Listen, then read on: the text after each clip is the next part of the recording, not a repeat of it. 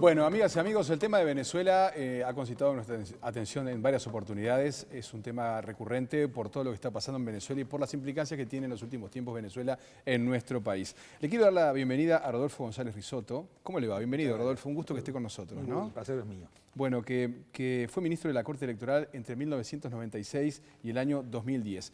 Y estuvo en misión en Venezuela a través del Instituto Internacional para la Democracia y la Asistencia Electoral, la IDEA, que tiene sede en Estocolmo. Estamos hablando de una iniciativa que surge desde Europa, ¿no? Desde Europa y desde América, porque desde también América. la Universidad Católica Andrés Bello de Venezuela hizo la contraparte con nosotros para que nos dio los insumos como para poder desplazarnos. Bien, antes de empezar a comenzar y que nos narre sus vivencias, vamos a poner un poco de contexto al escuchar al presidente venezolano Nicolás Maduro en una de sus últimas apariciones públicas de cara a las elecciones parlamentarias del próximo día domingo.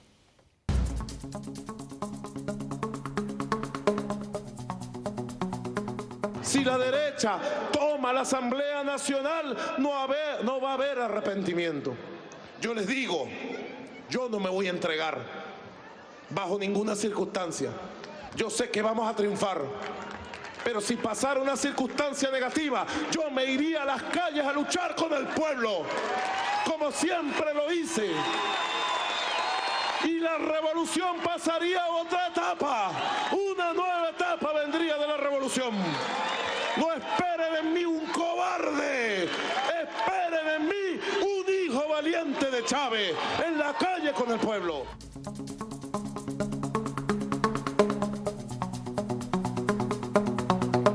Bueno, ¿cuánto estuvo en Venezuela? 10 días. 10 días. 10 días. 10 días. Y al escuchar este discurso... Lo escuchábamos casi todos los días, Ajá. varias veces en el día, porque las cadenas son permanentes a diferentes horas en la mañana, tarde, noche y en la madrugada. Y este mensaje se transmitía por Maduro habitualmente, pero también por otros voceros del gobierno, discursos muy violentos donde anunciaban de que bajo ninguna circunstancia empezaban a entregar el poder, compartir el poder y convocaban a defender por como fuere la revolución. Un discurso realmente violentista que nosotros no estamos acostumbrados a ver, notoriamente violentistas. Y como hay un monopolio, casi monopolio está del partido de gobierno, estaba a toda hora en todos los canales. ¿De la oposición nada?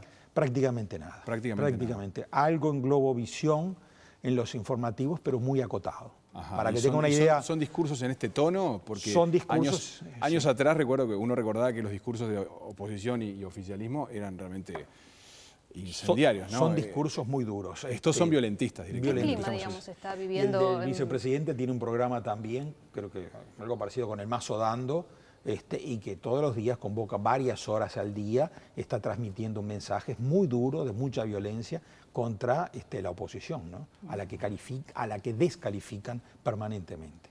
Usted estuvo allí unos 15 días antes de las elecciones, unos Nosotros 20 días estuvimos más o menos. 20 días antes de las elecciones, un Ajá. lapso ahí de 20 días. Ajá, todavía allí, por ejemplo, no había sucedido el asesinato del opositor Luis Manuel Díaz en un acto electoral a tiros. ¿Cuál era el clima que se estaba viviendo unos 20 días antes? No había tenido lugar ese episodio, pero sí había habido otros atentados contra caravanas de la oposición. Por ejemplo, una de Capriles, en la propia Caracas, fue digamos, emboscada y le tiraron una cantidad de disparos, más de 30 disparos contra la caravana. No es casual que en un clima, en una elección, se tenga ese lugar actos de violencia. Y en el interior, bueno, son muy frecuentes distintos tipos de actitudes de amedrentamiento contra los dirigentes opositores. En el caso suyo, además, usted estuvo en Zulia, que es uno de los departamentos que está en estado de excepción. Está en estado de excepción. ¿Qué significa específicamente y cómo influye eso en el proceso electoral? Bueno, influye muchísimo, porque significa, por ejemplo, de que no se puede hacer reuniones, no se puede hacer campañas publicitarias, no se puede prácticamente casi circular. Hay que pedir autorización al gobierno del Estado, que es oficialista, que permita hacer una actividad proselitista. Entonces hay unas limitaciones tremendas. También hay limitaciones en cuanto al acceso de alimentos, de agua potable en toda esa zona. ¿El día a día cómo fue? ¿Cómo lo vivió el día a día? El día cotidiano suyo en el lugar, porque no solamente estaba viendo qué pasa con el proceso electoral. Bueno, el día cotidiano está marcado por la cantidad de colas. Por ejemplo, la gente marcado la desesperación haciendo colas para poder ingresar y comprar lo cotidiano. colas para los alimentos, colas para los medicamentos. Hay gente que pasa realmente 4 o 5 horas diarias haciendo cola. Hay gente que vive de hacer colas y le vende el lugar. Ajá. Y con un clima de confrontación, la gente no confía mucho en cuanto al que el voto sea secreto, pero están muy decididas a ir a sufragar.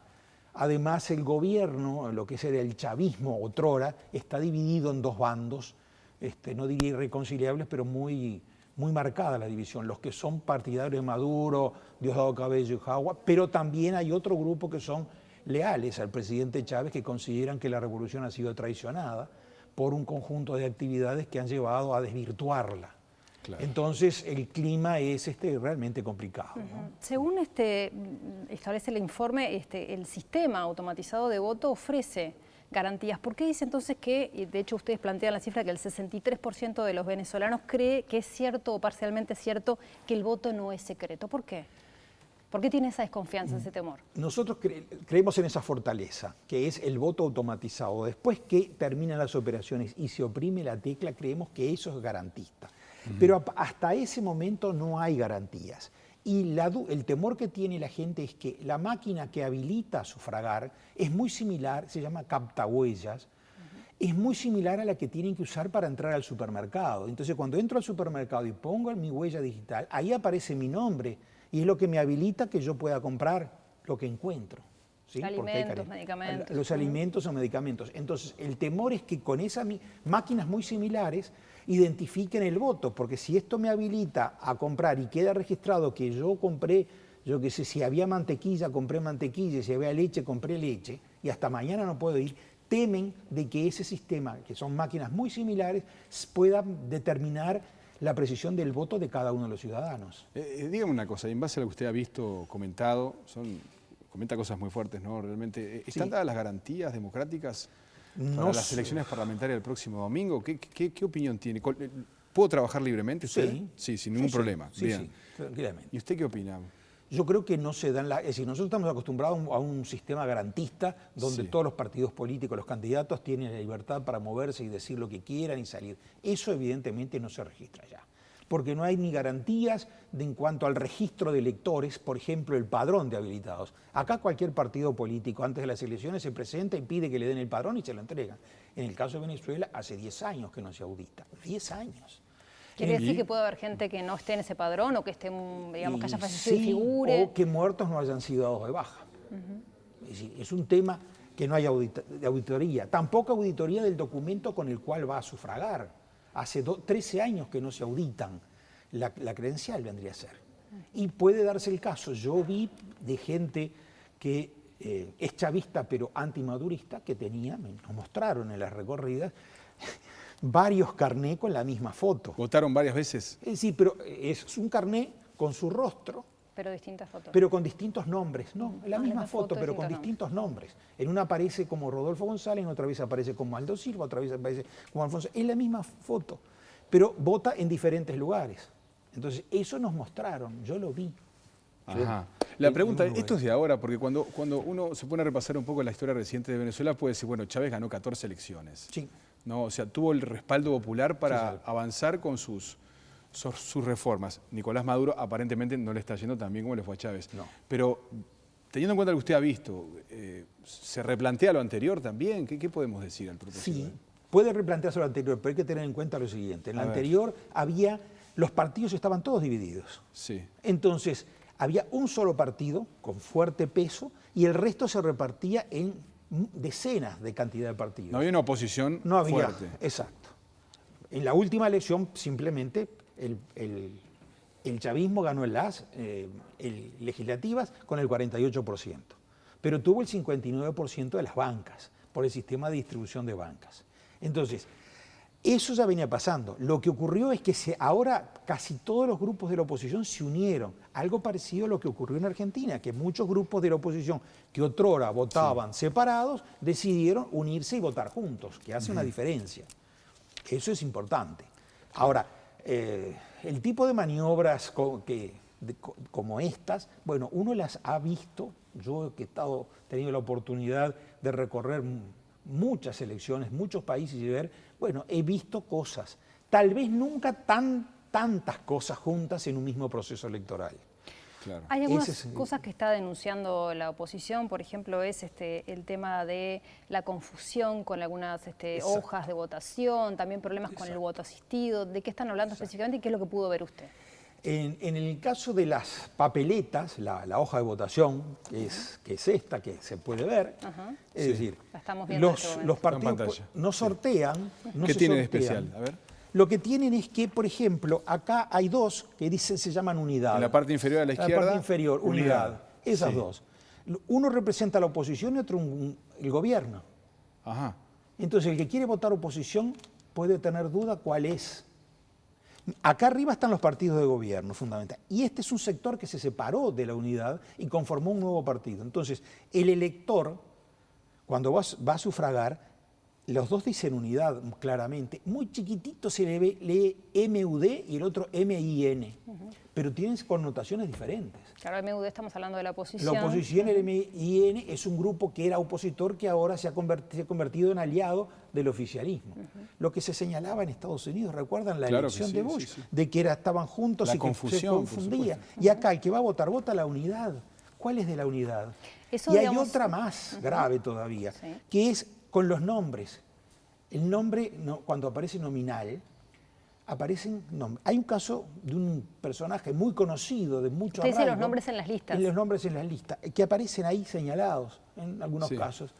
Se llama Ismael García. Es muy conocido, de mucho arraigo. Entonces se puso un candidato con el mismo nombre y apellido, pero que es un muchacho que tiene 18 años, que trabaja en una pizzería que nadie lo conoce, pero se llama Ismael García. Ajá. Entonces cuando le dicen, vota por la lista de Ismael García, o estamos con Ismael García, ¿cuál de los Ismael García es?